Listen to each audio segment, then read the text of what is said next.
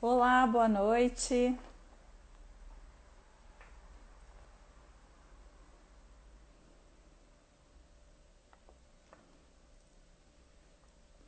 Aguardar mais um pouquinho que o pessoal está entrando.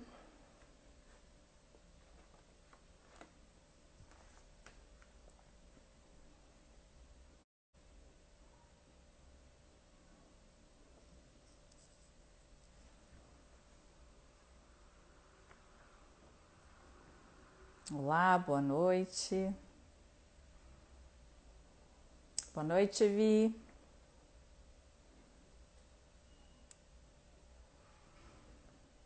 Ah, obrigada, lindona. Vamos entrando. Doutora Adriele já já deve estar online aqui com a gente. Oi, Dani.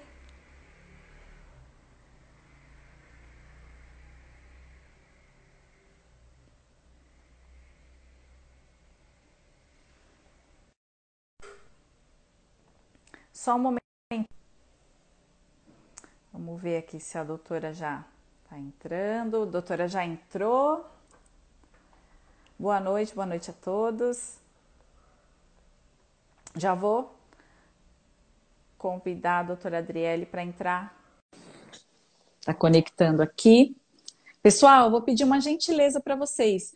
Vai nesse aviãozinho aqui, indiquem para o maior número de pessoas que vocês quiserem no Instagram. Porque quanto mais informação, mais pessoas a gente atingir. Oi, doutora! Oi, Melhor. Tudo bem? tudo bem? E Nossa, quanto aí? tempo, hein? Verdade, ainda mais agora na Saudade. quarentena. Verdade, saudade. E agora que você também está se dividindo entre Salvador e São Paulo, né? Tá mais Verdade. difícil da gente se encontrar. Não, passei um tempo aqui, quarentena. Olha que legal. Olha, Foi gostei sem do filtro. querer. Doutora, você está em São Paulo ou está em Salvador? Hoje eu cheguei, estava em São Paulo, cheguei hoje em Salvador. Ah, legal. Tá bacana. Bom, doutora, muito obrigada. Primeiramente, muito obrigada por ter aceitado fazer essa live com a gente, compartilhar a sua experiência, né, com os pacientes autistas no consultório. Sei que você estuda bastante sobre isso e já tem uma experiência muito grande no assunto. Eu que agradeço de poder ter esse espaço aqui para poder conversar um pouquinho, tirar as dúvidas de muita gente. A gente tem que sempre estar contribuindo com algo. Eu fico muito feliz, a farmácia Cedrone eu super confio e a gente sempre teve uma relação muito boa, assim. Eu fico super feliz em estar aqui com você para a gente conversar um pouquinho. Ah, obrigada, doutora. Muito feliz, viu? E, pessoal, hoje eu estou aqui com a doutora Adriele Fonseca, né, que é pediatra, neuropediatra, e está em formação também nos Estados Unidos com autismo pacientes, né, com necessidades especiais. E conta um pouquinho dessa formação sua lá fora pra gente. Pois quando eu primeiro fiz a residência, tanto de pediatria quanto de neuropediatria, e aí eu sempre quis acrescentar algo que pudesse impactar mais nas vidas das crianças com neuropediatria, porque a gente sabe que são doenças crônicas, que não tem muito o que se fazer, mais acompanhar com as terapias. E isso me incomodava um pouco. Foi aí então que Sim, eu comecei a conhecer, através do Dr. Rogério Rita, a medicina integrativa. Ele é um dos grandes sim, nomes da medicina integrativa, inclusive do autismo aqui no Brasil. Então, eu tenho, assim, um maior orgulho de poder ser uma discípula do Dr. Rogério Ricta, onde eu conheci esse estilo de tratar os pacientes com autismo como ele. E aí me despertou a curiosidade também de saber onde ele aprendeu aquilo tudo, né? E aí eu sim, viajei para um congresso que foi o MedMaps, onde a gente também foi junto com o Dr. Rogério Rita. E aí eu comecei a fazer esse congresso, porque a gente começa a fazer, na verdade, um curso e tem vários módulos, onde a gente, no final das contas, a gente tem o certificado de formação do tratamento biomédico para o autismo. Então, realmente é um grupo de médicos e de profissionais que tem uma visão muito ampliada do que é autismo e que, né, estudando muito, assim, com vários artigos, que eles mesmos, o grupo mesmo do MedMaps, onde eu estudei, eles lançam os artigos. Então, foi uma, é, um novo horizonte, assim, que foi o divisor de águas para a minha formação. Ai, que bacana, doutora. E conta pra gente, então, fala um pouquinho do autismo sobre o olhar da medicina integrativa, né? Que é bem diferente. E hoje a gente vai falar sobre o autismo, pessoal, principalmente para desmistificar também esse assunto, porque existem muitos mitos em volta do paciente autista, né, doutora? Exatamente. Então, a visão integrativa é porque é o seguinte, até alguns anos atrás, o autismo era visto como uma condição puramente genética, né? Então, a gente dava a carga toda a essa herança genética ao autismo. Por muito tempo se acreditou nisso e, portanto, a gente não tinha muito o que oferecer de tratamento para essas crianças.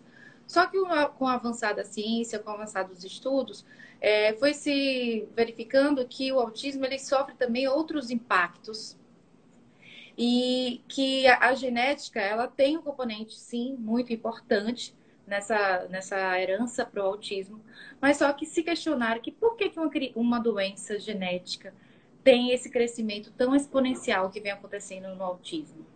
Crescendo demais, né? A partir desse questionamento, desses altos números cada vez mais, então o que que mudou, o que que na sociedade mudou para que esses diagnósticos ele tenha tido essa abrangência, tenha aumentado tanto? E não é só o autismo, mas o TDAH, outros transtornos do desenvolvimento também têm aumentado. Então, Sim. com essa hipótese, com esse questionamento, os estudos em cima disso mostram que hoje a gente tem que levar em conta também a epigenética. E a epigenética nada mais é do que a influência do ambiente, dos fatores ambientais, na expressão dos nossos genes. Então, a gente não pode hoje só designar que a genética é a que dá origem às doenças, mas a epigenética, que é os fatores ambientais influenciando nessa expressão genética, também impacta muito na geração dessas doenças. Portanto, a Uhum. gente sabe também que a epigenética é algo modificável. Sim, com Ela certeza. não é irreversível. E isso faz com que nós agora tenhamos o poder, através da medicina e da nutrição, a gente tenha o poder de modificar a epigenética, de modificar a expressão desses genes. Isso é muito interessante. Então, essa visão sistêmica, essa visão integrada e integrativa que a gente fala do autismo, nada mais é de entender essa herança epigenética e poder atuar da forma de mudar esses fatores. E como assim? Que fatores são esses que vão influenciar na expressão dos nossos genes? Então, assim, a poluição a que a gente está inserido pode impactar na expressão dos nossos genes. Demais, né? A alimentação que hoje, a gente modificou muito o nosso padrão alimentar. Se a gente olhar alguns anos ali antes do fogo, da agricultura, na época paleolítica, a gente tinha uma alimentação, né, paleolítica, onde a gente caçava Sim. o alimento Uhum. e não ficava essa questão de 3 em 3 horas, todo mundo comendo o tempo inteiro. Então, era uma alimentação onde não tinha tantas doenças crônicas como a gente tem hoje. E não come o tempo inteiro coisas saudáveis, né, doutora? É. Então, a nossa padrão alimentar hoje é super consumista, de comer toda hora, e muitos beliscos, e muitas guloseimas, muitos produtos industrializados, né? E tudo isso, junto e misturado num pacote, todo esse processo, né, de mudança, da exposição à contaminação ambiental, e diga-se também que é importante dizer que existem outros fatores contaminantes, mas assim, a água que a gente bebe é contaminada até por metais pesados. Sim. Alguns Os produtos, agrotóxicos, né? os agrotóxicos, com certeza, na água, nos alimentos, os pesticidas, né, agrotóxicos. O glifosato se fala muito hoje, porque o glifosato é capaz de deteriorar, matar a nossa flora bacteriana saudável. Então, por isso que se associa muito o glifosato, o crescimento do uso do glifosato nessas alterações todas que vêm ocorrendo. Os nossos produtos do nosso dia a dia, às vezes garrafas plásticas, elas são cheias de produtos como dioxinas, como fitalatos, que são neurotóxicos. Então, a gente está exposto o tempo todo a uma carga tóxica ambiental que é capaz de modificar a nossa expressão genética. Com certeza. E Então, a tudo gente tem que deixar começa, muito né, claro doutora? isso. Então, assim, a gente fala de Sim. autismo, é o metal pesado que causa o autismo. Não é isso a expressão. Então, assim, Aham. em todas as doenças, você tem fatores genéticos e epigenéticos. Isso Sim. é muito E, bem e quando a gente consolidado na fala literatura. de epigenética também, tudo influencia desde antes da mãe engravidar, né? Com certeza. Tudo pode ser Exatamente. modificado a partir daí, né? Até a gente tem trabalhado bastante com a nutrição materno-infantil, então tudo começa realmente na programação dessa gravidez, né? As alterações, as mudanças no estilo de vida, né? Na alimentação, nos hábitos, na atividade física. Com certeza, inclusive, assim, por exemplo, tem vários fatores na gestante que podem aumentar o risco de crianças com alteração do desenvolvimento. Já tem vários artigos publicados que, por exemplo, o ganho ponderal, né, o ganho de peso aumentado na gestação pode aumentar o risco de crianças com alteração do neurodesenvolvimento, pode alterar o QI da criança, só porque o peso da mãe. Olha só. Diabetes gestacional também está associado com alterações do neurodesenvolvimento da prole. Contaminação por metais pesados na mãe, né? Às vezes mãe com amálgamas dentários que emite ali, que vai eliminando alumínio, mercúrio para o corpo. E a placenta, a gente tem que lembrar que a placenta é um órgão excretor. Uhum. Então, tudo que a mãe está exposta vai intoxicar essa placenta e vai ser transmitida para o feto. Então, a depender dessa genética desse feto, então, se é um feto que tem uma genética que tem um processo de detoxificação ruim, essa criança pode acumular esses metais, todos esses fatores tóxicos, e isso gerar neurotoxicidade, isso gerar lesão neuronal mesmo, a ponto de causar um transtorno do neurodesenvolvimento. Então, é Sim. claro, é lógico que a gente tem que falar em prevenção desde o processo da gestação.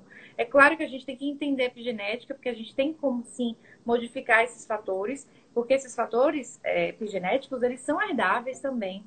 Então, todas as alterações da epigenética da mãe é herdada em até 3 gerações. Ou seja, se uma avó tem hábitos ruins, o neto Aham.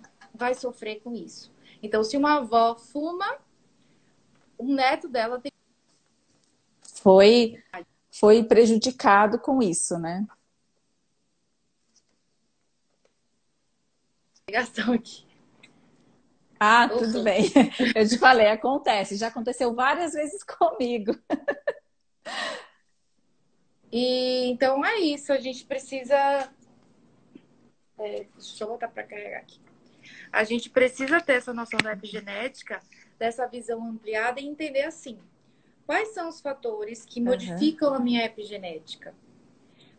Então, por que a gente fala em vários fatores para autismo? Assim, na literatura já é muito bem documentado que o autismo é uma condição multifatorial. Não dá mais para falar que é só genética. O conhecimento já avançou. Então, Bastante, né? então, isso é uma coisa que tem que ser dita, que tem que ser explorada e que as pessoas precisam saber, que os profissionais de saúde precisam dominar. Então, não é mais só o genético. Então, é multifatorial. Então, quais são esses fatores que que são importantes para aumentar esse risco e né, que vão atuar ali junto com a genética? Sim, Junto com a genética. Então, aí a gente entra os fatores de intoxicação, né, a toxicidade ambiental, como a gente já falou. A gente entra na alimentação, desde a alimentação materna até a alimentação da criança. A gente entra na microflora intestinal, que a gente vai aprofundar depois.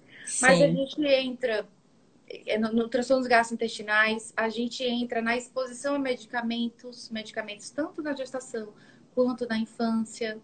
Então, são N os fatores que a gente tem que estar alerta e consciente com esse binômio aí, mãe e bebê. sim. E até falando do fator genético e da epigenética, né? Na semana passada eu tive uma segunda pessoa próxima que teve o segundo filho autista. A segunda gestação com autismo também. E assim, eu não tinha conhecimento de uma incidência grande em pais que têm mais de uma criança autista, né? Existe uma que a gente chama de taxa de concordância, que é quando, né?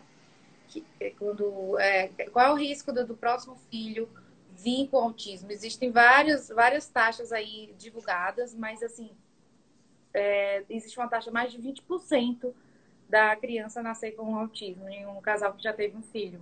Então Certo. então a gente tem que fazer o acompanhamento mais perto dessa gestação. Ou seja, existe um risco bem aumentado nessas crianças, mas a gente também, não que a gente vai modificar, olha só, porque as pessoas falam assim, então se fazer toda a gestação e fazer todo o tratamento metabólico, não vai ser autista. Uhum. Não é uma garantia, né? Não é uma garantia, mas a gente vai diminuir os fatores epigenéticos, com certeza, e a gente vai tentar, pelo menos, impactar para que seja um autismo leve. Sim. Porque a gente, quanto mais neurotoxicidade associada, se você já tem a componente genético e você soma uma carga epigenética, você vai aumentar o risco dessa criança ter mais comprometimento. Entende? Então, não é porque a gente vai não, você não pode garantir que a mãe, né, já tem um filho autista, ela não vai ter. Eu sempre deixo isso muito claro. Mas ela é muito mais, ela tem que tomar muito mais cuidado nessa gestação. Ela tem que ser muito mais cuidada nessa gestação do que uma mulher qualquer.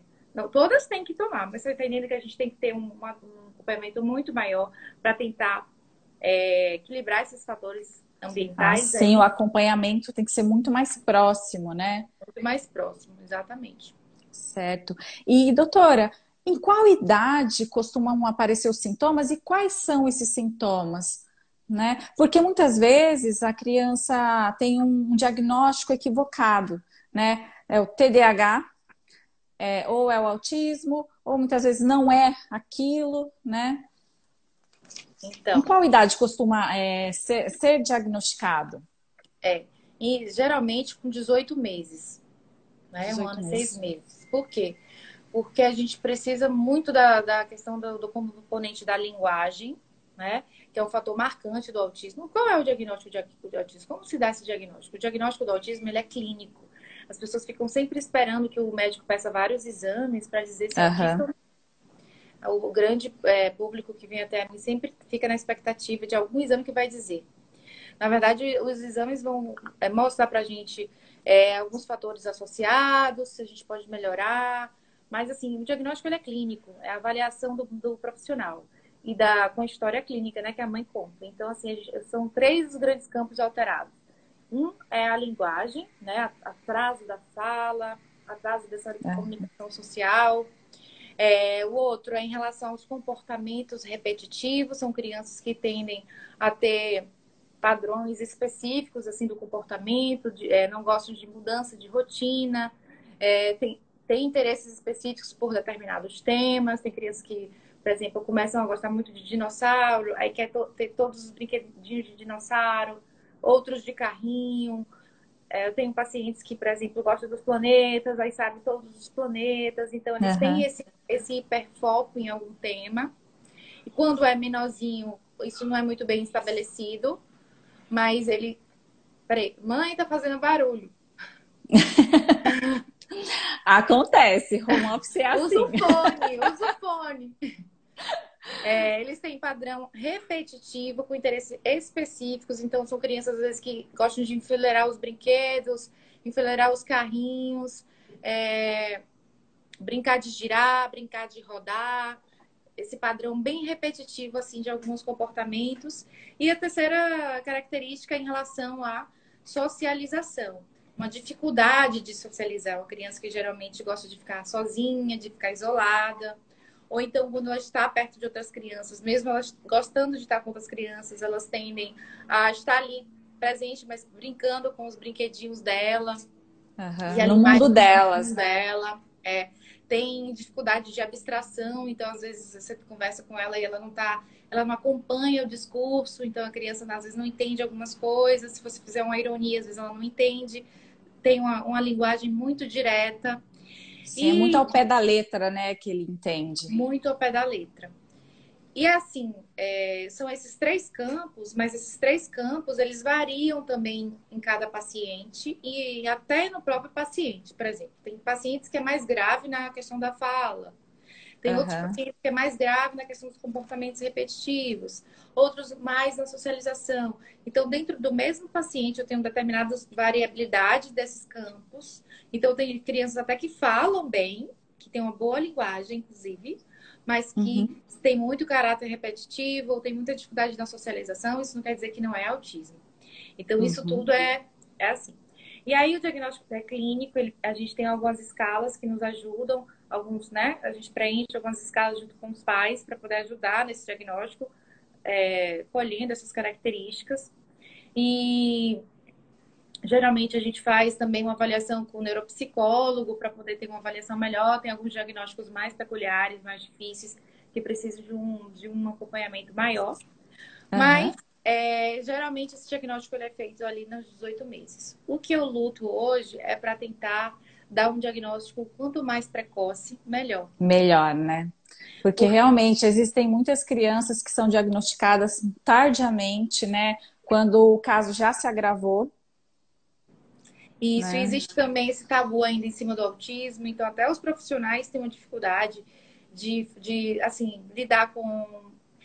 Não sei se você já fala assim, a gente tem uma matéria na medicina que é de como dar notícias difíceis, de diagnósticos difíceis. É mesmo. É, e Olha, assim, é uma não, coisa que interessante, mas é necessário, né? é uma coisa difícil para o médico dar diagnóstico Uhum. difícil, dar diagnóstico de câncer, dar diagnóstico de uma doença crônica, não é fácil. E às vezes, assim, cada um tem aí, leva para o lado pessoal, e aí, eu não vou falar agora, porque ela não vai suportar, ela não vai ficar triste, sabe? Tem muita Sim. tabu nisso ainda, porque ainda tem tabu sobre o diagnóstico. Então, é autismo, então assim, é um drama, né? Quando fala que é autismo. Sim, é porque muitos pais, né, com certeza, né, não tô, tem uma dificuldade, existe uma dificuldade muito grande, existe muito sofrimento envolvido, né? É, E só que realmente as pessoas recebem como uma sentença, né? Uma tem. sentença, nossa, não tem melhora, não tem cura, mas existe tratamento, né? Existe tratamento para melhorar a qualidade de vida desse paciente. E existem vários graus, né? Como você disse. Exatamente. Então, a gente, como médico, eu acho que a gente precisa ter conhecimento das terapias e de todas as novidades, né, que tem hoje para Uhum. autismo. A gente tem que buscar isso o tempo inteiro, para que a gente consiga se sentir até mais confortável de dar o diagnóstico. Porque o divisor de água na minha profissão foi isso. Quando eu estudei mais sobre o autismo, sobre esses tratamentos, né, essas terapias complementares, eu me senti muito mais segura de dar o diagnóstico.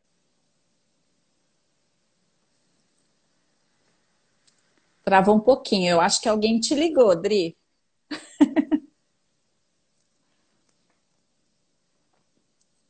Só um momento, pessoal. Travou aqui.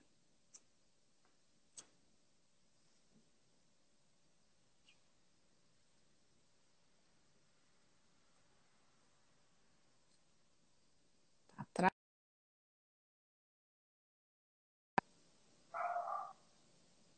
Só um momentinho que a doutora Adriele caiu. Vou colocá-la novamente na live, tá bom?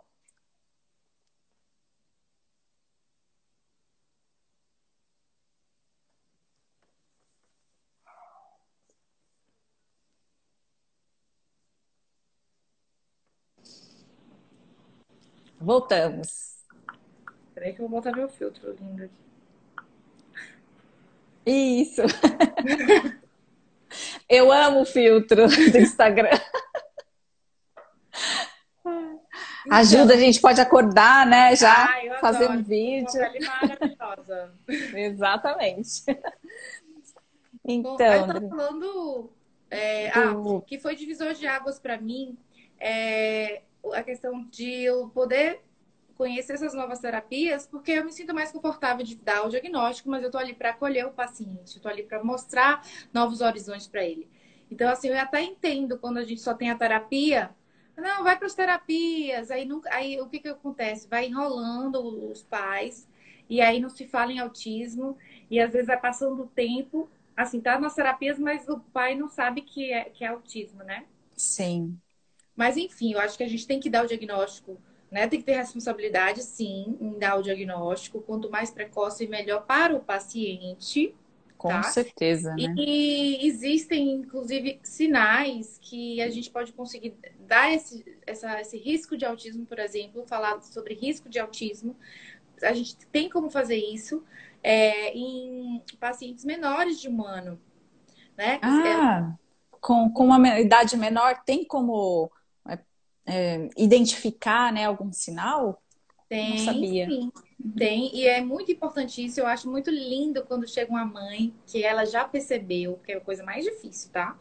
Ô, doutor, eu tô achando estranho o bebê, que ele não olha pra mim, ele não sustenta olhar, tá mamando, mas ele tá aéreo. É um bebê Uhum. rígido no colo, então ele não se acolhe ali naquele colo da mãe, ele fica meio irritado no colo, não faz o contato visual. Então já existe alguns sinais aí indiretos que a gente já pode ficar alerta. É um bebê que tem distúrbio do sono, uma criança que não consegue dormir. Então a gente já liga um pisca-alerta ali e já acompanha de perto essa criança. Entendi. E existem casos também, doutora, em que, na verdade, eu acho que eu li uma matéria uma vez de uma mulher com acho que 30 e poucos anos, que ela foi identificada, ela foi diagnosticada com autismo com 25, uma forma leve, mas assim, ela teve uma coleção de diagnósticos a vida toda e de repente ela teve esse diagnóstico tardio, totalmente tardio, né? É muito comum isso acontecer. Porque hoje a gente tem muito mais assim conhecimentos profissionais assim de forma de dar diagnóstico, né?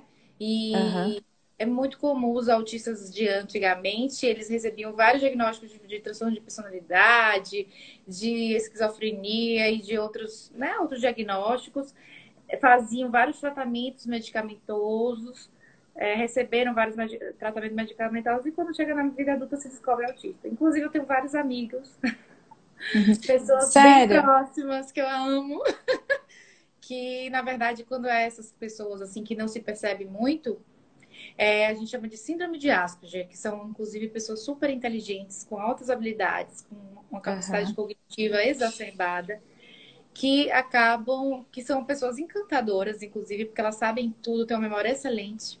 E Aham. aí mas tem dificuldades na questão da socialização, na questão de lidar com o outro, né? São pessoas mais diretas, então não tem essa coisa São os de. verdadeiros gênios, né? São gênios, exatamente.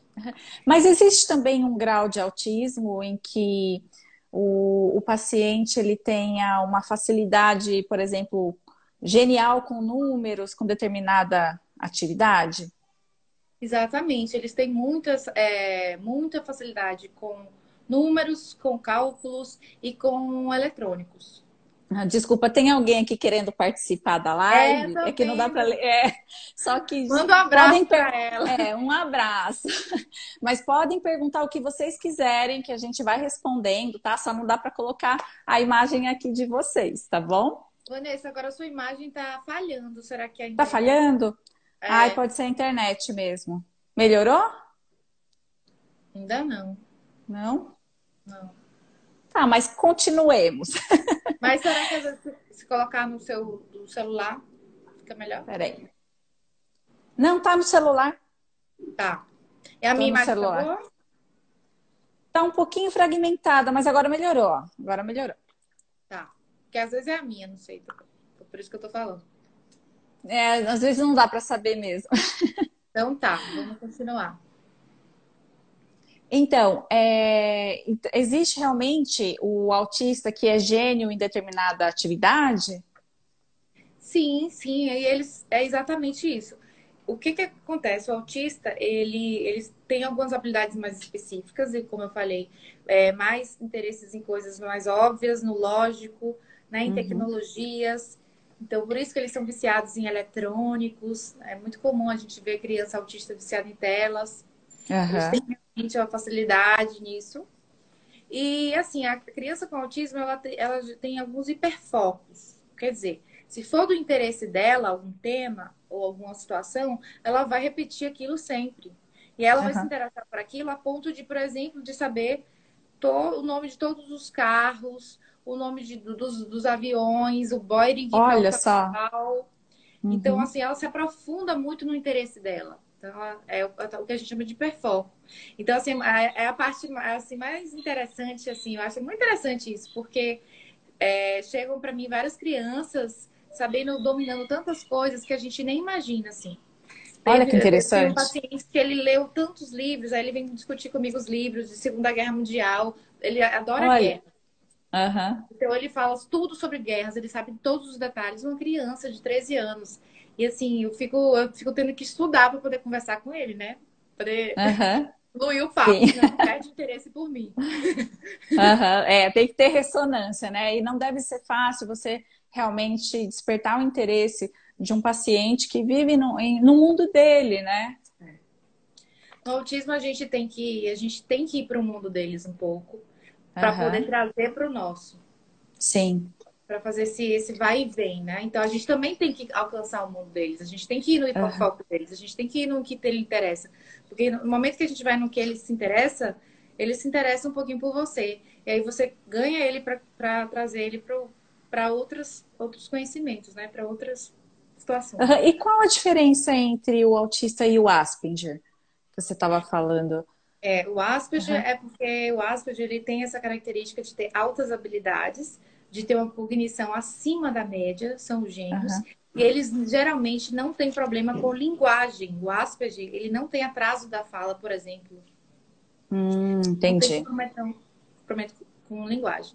E tem outros subtipos. Antigamente se falava mais desses subtipos, né? Tem o Uhum. Savan, que é um tipo de autismo que tem uma memória muito exacerbada. Então, assim, a gente falava dos subtipos, mas hoje a gente fala de transtorno do espectro autista. Porque É que são vários espectros, né?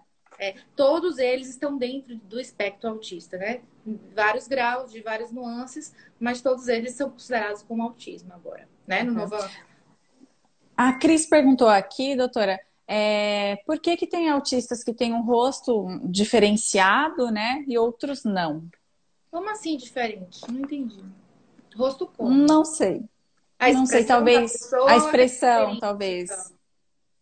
Eu acho que é a característica, na verdade. Que é assim, ó, Talvez seja o olhar, né? se for em relação a características, existem crianças com autismo que têm alguma síndrome genética, né?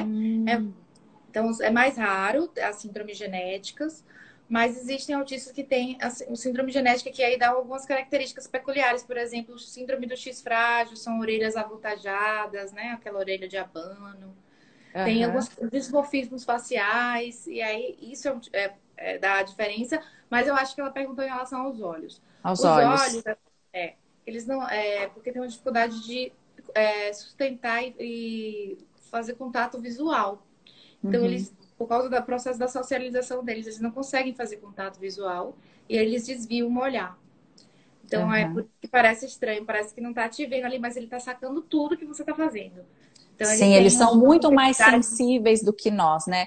Eu digo que eles Isso. são muito mais evoluídos, porque a percepção deles é tão Não. profunda, né? Que realmente são os X-Men que eu falo, que eles têm uma Eles percepção estão muito fazendo mais forte. eles fazem várias coisas ao mesmo tempo, eles são super hiperativos ali, mas eles estão captando várias informações ao mesmo tempo. Então, da Aham. criança, e ninguém imagina como aquela criança tem a capacidade de aprender, porque ela é tão hiperativa, mas que ela consegue aprender. Por quê? Como assim?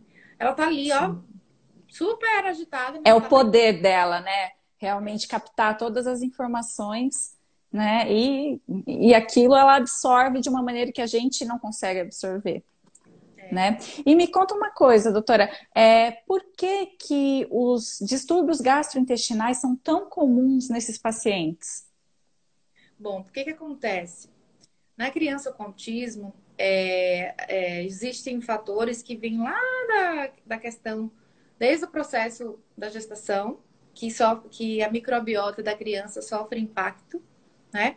Então, Sim. assim, você tem, por exemplo, uma gestação cesárea, isso diminui a composição da sua flora intestinal, porque você não teve a passagem do parto ali, do canal de parto, para deglutir toda aquela flora vaginal, que é importante para compor a microbiota da criança. Aham. Então, nesse processo, isso vai tendo alterações. E quando a microbiota está alterada, a gente tem que entender que a gente tem uma conexão, o intestino tem conexão com o cérebro. Então, vários neurotransmissores, o transmissor, por exemplo, principal, que é produzido no intestino, por exemplo, é a serotonina. E a Sim, serotonina tem a ver com as emoções, tem a ver com bom humor, tudo isso, né? E existe conexão mesmo direta entre intestino e cérebro. Por quê? Porque o intestino, ele é nossa barreira, uma barreira imunológica para a gente. Existe um grande sistema linfóide, que é onde produz vários anticorpos, várias células de defesa lá no nosso intestino. E o intestino é o contato com a alimentação. Por isso que a dieta tem influência no intestino também. Por quê? Porque a depender da nossa, né, nossa exposição a algum alimento inflamatório ou não, o que a gente ingere, seja de agrotóxico, tudo isso, antibiótico, isso faz com que essa célula, isso haja uma modulação do sistema imune lá do intestino. aham, E também pode alterar a microflora intestinal, que são os bichos que habitam lá no nosso intestino, que eles são para nos defender. Eles estão lá sim. para defender das bactérias ruins. Então, toda essa exposição a essa carga tóxica, a esses alimentos inflamatórios, eles podem modificar a microbiota intestinal. E essa microbiota intestinal, se ela estiver alterada, isso vai gerar inflamação do intestino. E essa inflamação do intestino pode gerar inflamação, pode chegar até o cérebro, fazendo um processo de neuroinflamação. Essa conexão Aham, intestino e cérebro. E o que acontece com crianças com autismo? A maioria das crianças com autismo, elas têm uma alteração dessa microflora intestinal. Elas têm uma alteração dessa imunidade. Então, são crianças que têm mais vulnerabilidade à inflamação intestinal, à inflamação cerebral. E por isso que a gente fala muito de que é importante a dieta para essas crianças, com né? certeza. São diversas restrições, na verdade, né? Que na verdade todos nós deveríamos ter, principalmente de dois Exatamente. produtinhos ali, né? Isso. Porque o nosso intestino é a nossa principal barreira imunológica. Então, se ele está inflamado, se ele está. Porque as células do intestino elas são bem juntinhas umas com as outras, para proteger, é uma Aham, barreira mesmo. E se a célula está inflamada, essas células se afastam, criando como se fosse uma peneira furada, que não filtra sim, nada. começa a E passar tudo ali, né? tudo, é o intestino que vaza. E aí a gente começa a absorver várias toxinas do nossa alimentação, várias proteínas mal digeridas. Isso gera mais inflamação, mais alteração dessa microflora intestinal, com modificação das bactérias para bactérias ruins, que são bactérias patogênicas, em detrimento das bactérias boas. Então, assim, os estudos mostram que crianças com autismo têm, por exemplo, uma contaminação maior de uma bactéria chamada Clostridium no intestino. E essa Aham, bactéria é bem ruinzinha, bem difícil de matar ela. E ela gera processo inflamatório ali no intestino. Ela gera, como gera processo inflamatório no intestino, gera mais processo inflamatório cerebral. Então, isso é uma característica muito marcante no autismo. E outra característica marcante dessa microflora do intestino da criança com autismo é em relação à contaminação por fungos. Porque a hum, criança com autismo, ela tem alterações na sua imunidade, nas células de defesa, nas células que matam bichos, nas células que matam vírus, bactérias e fungos. Então, são crianças que têm mais colonização por fungos no intestino. E esse sim, fungo gera problema. Esse fungo gera inflamação, gera desbiose intestinal, gera essa intestino que vaza, né? Então, por isso que é muito peculiar o intestino. A gente tem que olhar para o autismo, a gente tem que olhar para o intestino. Não dá para não ter essa atenção para o intestino da criança, para melhorar esses sintomas gástricos, porque são as crianças que vão ter tendência mais à constipação ou diarreia. aham, São crianças que vão ter distensão abdominal, aham. empachamento, né? Uma difícil digestão. E se a gente não cuidar dessa parte, eles não sabem se comunicar. Então, se tiver com dor, se tiver com cólica, se tiver desconfortável, o que vai acontecer? Eles vão ficar mais irritados, mais Mais agitados. agitados. Uhum, com Então, por quê? certeza. Parece meio estranho. Nossa, como assim vai tratar o intestino da criança com autismo? O que tem? Qual a relação? O que tem tudo a ver? Se Tudo. você tiver Quando a com gente fala de cólica, cérebro, né? constipado, Não tem como não falar de intestino, seja não só no autismo, né? Seja uma depressão, seja ansiedade, o que for, qualquer doença psiquiátrica, quando você trata o intestino, você já tem uma melhora da qualidade de vida desse paciente, né? é impressionante, né? E é justamente por conta dessa fisiologia. E se a gente entender essa fisiopatologia, a gente consegue entender por que é tão importante. A gente consegue dar mais qualidade de vida a essas doenças psiquiátricas, neuropsiquiátricas. E aí a gente consegue, Aham. inclusive, desmamar a medicação. Ou então até nem precisar de medicação. Uhum, com certeza. E conta pra gente quais os cuidados, doutora, que nutricionais que a gente tem que ter com esses pacientes. O que que eles devem evitar, né? Qual o tipo de alimentação mais adequada? Pronto. Então, já que a gente está pensando, a gente falou de inflamação intestinal, e aí a gente tem que pensar o quê? A gente tem que fazer uma alimentação anti-inflamatória. Aham. E pensar nos alimentos que geram mais inflamação para esse intestino. Então, um dos alimentos que a gente sempre, que é os mais estudados, que é no autismo, por exemplo, é o glúten e a caseína. Então, o Uhum. glúten está presente no trigo, na cevada, na aveia. E o trigo, ele tem essa capacidade de causar inflamação intestinal. Eu não estou falando da doença celíaca, eu estou falando da ação do glúten lá na zonulina, que são, né, as junções do intestino. Ele tem essa capacidade de gerar esse afastamento das células intestinais. E se gera esse afastamento, se gera inflamação intestinal, você vai ter Uhum. neuroinflamação.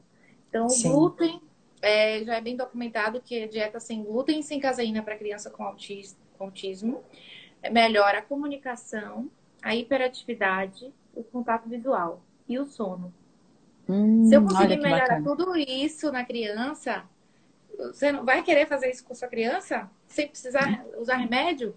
Com certeza. Só com a alimentação, você não vai querer tentar uma coisa maravilhosa dessa, né? Aham. Sim. Então, assim, o glúten é por conta disso.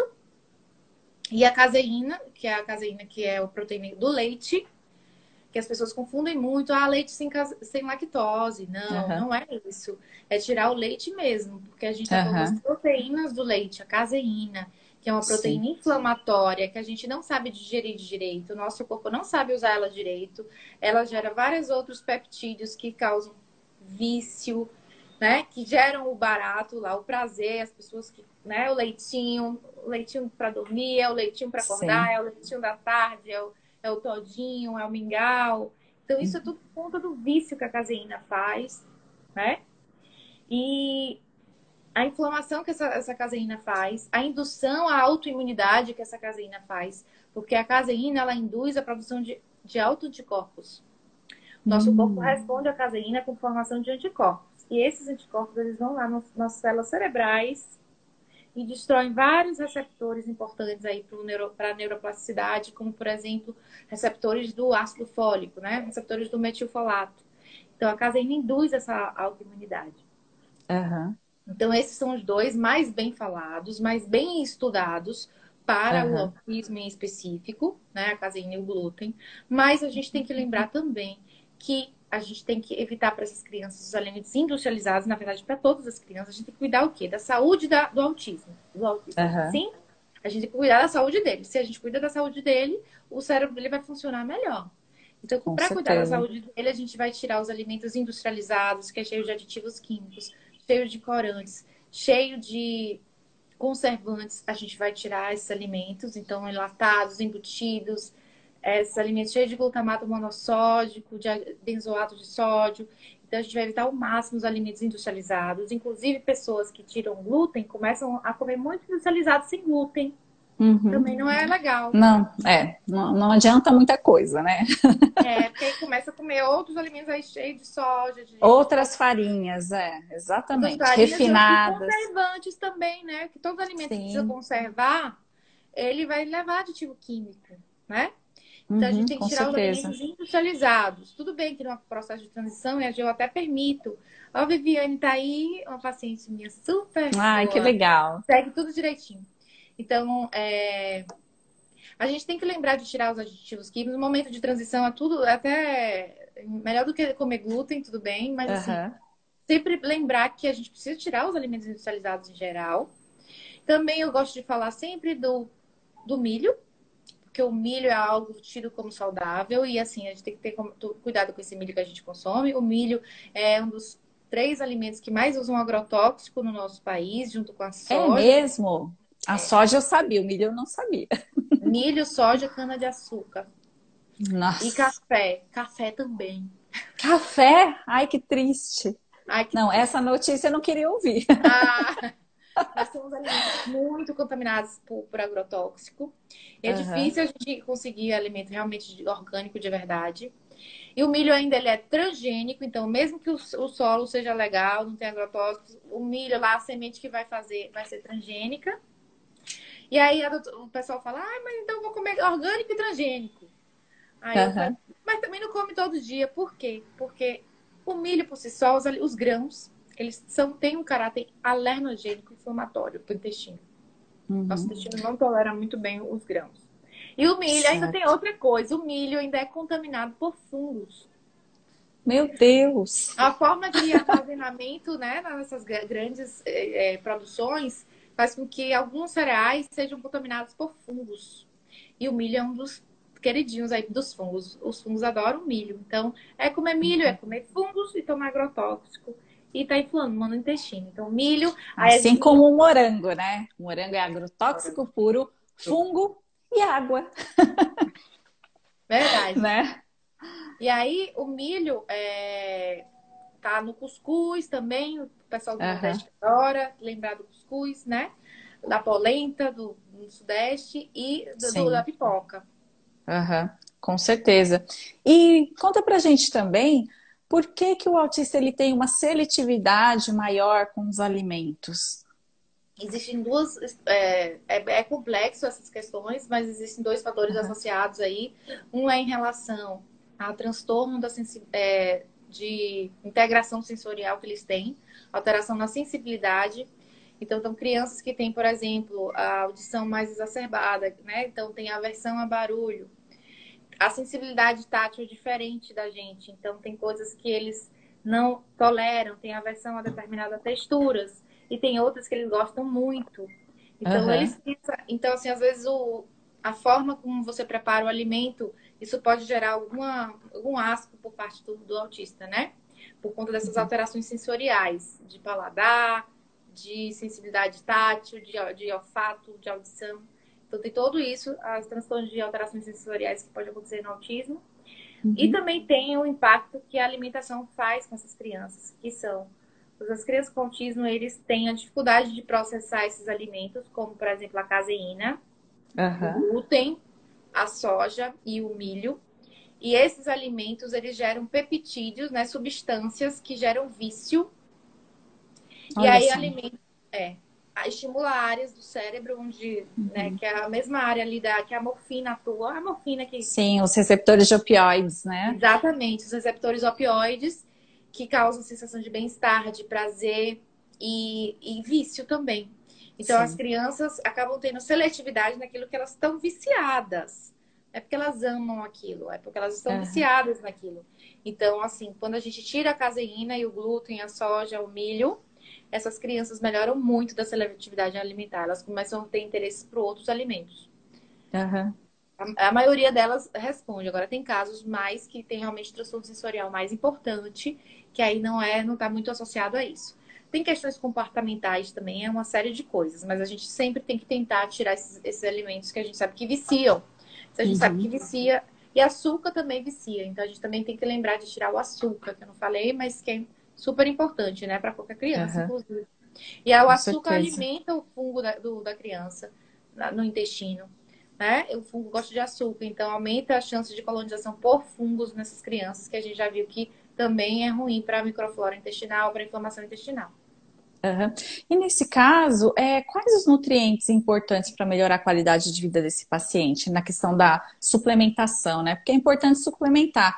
É lógico, nenhum paciente é igual ao outro, né? Sempre tem essa individualidade e essa personalização mesmo do tratamento, porque tem o paciente que tem uma necessidade maior que o outro. Isso.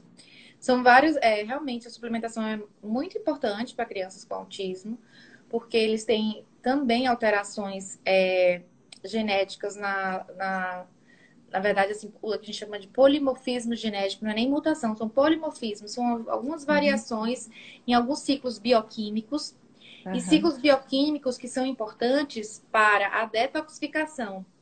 Então, eles têm uma dificuldade de detoxificação. E existe um ciclo bioquímico da detoxificação, onde participa algumas vitaminas importantes para esse ciclo, que são a vitamina B12 na sua forma ativa, que é a metilcobalamina, o ácido fólico na sua forma ativa, que é o metilfolato, e a vitamina B6 também na sua forma piridoxal 6-fosfato. Todas essas vitaminas do complexo B, principalmente essas três, elas vão ser muito importantes nesse ciclo bioquímico, onde no final se gera a glutationa, que é o nosso mais poderoso detoxificante, nosso agente antioxidante do nosso corpo, que é produzido a partir desse ciclo aí. E essas crianças precisam estar turbinadas aí dessas vitaminas do complexo B nas suas formas ativas, para poder esse ciclo tentar funcionar melhor, já que eles têm alterações ali genéticas que impedem que esses ciclos sejam normais como de outras crianças. Por isso que existe esse impacto mais da neurotoxicidade e da carga tóxica, gera mais impacto para essa criança do que para outras que podem ter a mesma carga tóxica, mas não são normais, porque essas crianças têm a capacidade normal de detoxificar. Criança com autismo tem uma dificuldade de detoxificar e a gente tem que ajudar elas.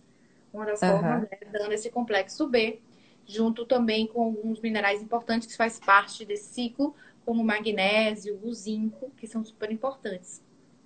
E eu gosto de falar também sobre a vitamina D. A vitamina D é outra vitamina que, na verdade, a gente chama hoje de um pró-hormônio, né? Um hormônio, porque já que todas as nossas células têm receptores para vitamina D.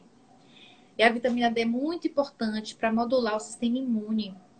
Então, já que essas crianças têm alterações no sistema imune, têm tendências, né, à inflamação, a vitamina D dá uma equilibrada nesse processo inflamatório, nesse processo, assim, autoimune, nessa produção de autoanticorpos.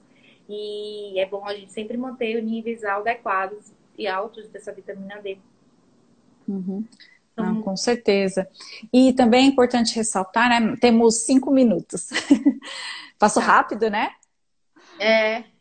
É importante ressaltar também, né, Dri, que o tratamento de um paciente autista, a partir do momento que ele tem um diagnóstico, tem que ser multidisciplinar, né? Não adianta ele só fazer a terapia, ele não vai ter uma qualidade de vida tão melhorada, né? Ele só fazer uma dieta, de repente, também não é só isso, né? Ele ir só ao fonoaudiólogo também não é só isso. Exatamente, é um atendimento multiprofissional. Então, nem eu sozinha vou conseguir ter resultados, nem o nutricionista sozinho e nem os terapeutas sozinhos. A gente precisa estar junto. Então, é um tratamento em conjunto, onde ele precisa de alguém que direcione esse tratamento, mas também precisa dessas terapias, né? Existem vários tipos de terapias, inclusive dentro das próprias terapias, existem alguns métodos diferenciados, então a gente tem que procurar, né, o profissional de saúde tem que indicar o método que mais é importante naquele momento para aquela criança. Então, existem as terapias, que as terapias vai estimular o cérebro, vai estimular a neuroplasticidade. Então, aquela lei do uso e desuso. Quanto mais você usa aquela região cerebral, você está estimulando aquele cérebro, né, aquelas células se multiplicarem. Então, a intervenção da terapia é muito importante. Porém, como é que você vai estimular? Como é que você vai levar uma criança muito agitada, muito se sentindo dor, para uma terapia? E aí, ela não vai ter foco, né? Ela não vai absorver aquele aprendizado ali, né? Ela vai ficar irritada, ela não vai render na terapia, ela não vai ficar ali na terapia. As mães, doutora, eu tô querendo desistir da terapia porque ele não fica parado. Como é que eu vou fazer? A terapeuta passa um remédio para ele. Então, assim, a gente precisa dar o foco para essas crianças poderem ter um melhor resultado na terapia. E isso tudo é feito com, sim, cuidar desse intestino, porque o intestino, quando a gente está enfesado, já viu essa expressão? Quando a gente está enfesado. É literalmente enfesado. Isso, quando a gente tá enfesado, a gente tá mal-humorado, a gente fica irritado. Quando a gente tá ali com o intestino ruim, a gente fica irritado, a gente fica agitado, sem concentração. Então, faz parte também cuidar desse intestino, dessa inflamação intestinal. Então, faz parte cuidar dessa dieta, dessa nutrição. Dá um açúcar para a criança e olha para ela depois. Ela fica elétriquíssima. Não para, Então, assim, quando as crianças estão lá, a mãe não percebe, mas quando a gente faz a dieta e depois ela vai num lugar e a criança come um doce, come um leite, come uma coisa, doutora, como ela ficou agitada, nem acreditei, ela ficou... Mas só percebe quando tira e depois quando ela tem contato novamente, porque é tão habitual, né, a criança comer doce o tempo todo, é cultural, né? Chega a ser cultural, é só um docinho, criança come doce. Então, Exato. a gente não tem essa percepção, é só quando retira mesmo. Exatamente. E aí, é por isso que é importante a função da nutricionista para poder alinhar essa dieta também. E é isso, terapia, dieta, suplementação com médico. Então, é Uhum. muito importante toda essa equipe junto aí, trabalhando, se comunicando, porque às vezes a gente faz uma coisa, aí a nutricionista não entendeu, aí faz outra, e a mãe fica perdida, e daqui a pouco o terapeuta não está entendendo nada, o que é aquilo. Então, assim, é Aham. importante um diálogo entre os profissionais para alinhar a conduta e procurar fazer a conduta melhor para cada caso. Uhum, com certeza. E para finalizar, né, doutora, nós sabemos que para o autista qualquer mudança na rotina é muito difícil para que ele se adapte, né? E É, nesse momento de pandemia, sem as escolas, porque muitos autistas frequentam escolas comuns, né? Sem as escolas, com as crianças o tempo todo em casa, e essa alteração toda na rotina, que dica, que orientação a doutora pode dar para que esses pacientes não tenham tantas crises, para que melhore a qualidade de vida desses pacientes? pronto. Então, assim, na pandemia é muito comum que as crianças comecem a ficar nas telas, né? Tenho visto meus pacientes estão todos eles nas telas. E a mãe, doutora, não tem jeito. Tem jeito sim, Uhum, tá? Então, primeiro é tirar da tela, porque o excesso de telas atrasa o desenvolvimento, atrasa a fala, gera lesão neuronal. Elas não conseguem entender que gera lesão no cérebro. Então, a gente precisa tirar as telas. Então, tem que tirar as telas. E precisa fazer. O criança com autismo gosta de planejamento, porque ele gosta de rotina. Então, é bom fazer um cronograma das atividades da semana, né? Envolver a criança em várias atividades, mas já tudo programado. Então, já tá ali na tabelinha dela, já tá ali, ó, hoje eu vou fazer isso, daqui a pouco eu vou fazer aquilo, amanhã eu vou fazer aquilo, e tá tudo cronometrado. uhum, Então, é importante um cronograma de atividades para essas crianças. E é importante envolvê-las em atividades de movimento, de atividade física mesmo, para poder, né, tirar o estresse, porque ela fica ali o tempo todo confinado, isso gera mais estresse. Então, atividade física é importante para a modulação desses neurotransmissores. Atividades como pintura, atividades artesanais, fazer com que as crianças façam, né? Criem. Crianças autistas, eles gostam de criar coisas. Então, dá um material para que a criança possa criar coisas. Então, existem sim várias atividades a serem feitas. E o mais importante de tudo é o equilíbrio entre elas, a programação delas e a redução dessas telas aí. uhum. Tá certo, doutora. Muito obrigada por essa participação, por compartilhar tanto o conhecimento. Eu acho que ajudamos muitas famílias, né, a entender um pouco mais do que é o autismo, né, e como melhorar a vida desses pacientes e dos pais também, né. E obrigada, pessoal, pela audiência. E enviem também para o pessoal assistir que vai ficar no IGTV, para quem vocês conhecerem que tenham interesse nesse assunto, né? Ou que tenham algum filho autista, que tá bem interessante. É isso aí. Obrigada, Aline, doutora. um beijão para vocês. Obrigada, gente. Obrigada, Vanessa, por essa abertura aqui no seu canal. Ah, eu que agradeço, Estarei imagina. sempre à disposição aí para qualquer dúvida. E Ah, segue lá o meu obrigada. perfil também, que eu sempre estou postando informações. Sim, sigam Doutora porque ela Adriele passa, ela Fonseca. coloca muito conteúdo, muito relevante, muito importante ali. Tá bom, pessoal? Boa noite para vocês. Beijo, Boa doutora. noite. Tchau, tchau. Beijo. Até Tchau, logo. tchau.